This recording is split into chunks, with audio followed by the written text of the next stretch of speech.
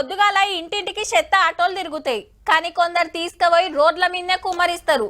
ఇంట్లో దోమల బత్తీలు ముట్టిస్తారు, మంచిగానే ఉన్నది. కానీ ఆ వచ్చేయి మనం వేసే చెత్తతోనైతే అనుకోరు.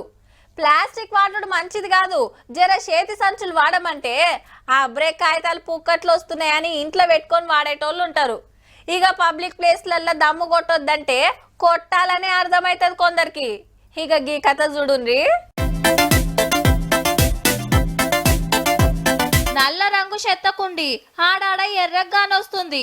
ఈడ రోడ్డు పక్క గోడల మీద, అటు తంబాల మీద, డ్రైనేజీ జాలీల మీద ఎటు చూడు పాన్ మరకలే. కానీ మనతన కాదు, లండన్ లా పాన్లు తినుడు తుప్ప తుప్ప ఊసుడు మానోళ్ళ పంతనమే. ఆడ బతకబోయి పాన్ అలవాటు ఉన్నోళ్ళు అస్సలు మాంటలేరట. సప్లై చేస్తానికి సపరేట్ పాన్ దుకాణాలు సుతా వడ్డేటుల్లో తింటే తిన్నరు. ఏడబడితే ఆడ గిట్ల ఊసుడేందని అక్కడి సర్కారోళ్ళు 150 పౌండ్లు అంటే 17,500 ఫైన్ వేస్తామని బోర్డులు పెట్టినా ఆగుతలేరు. ఇది పక్కా గుజరాతీల పనే అని వాళ్ళకు అర్థమయ్యేటట్టు గుజరాతీ భాషలో కూడా బోర్డులు పెట్టిండ్రు.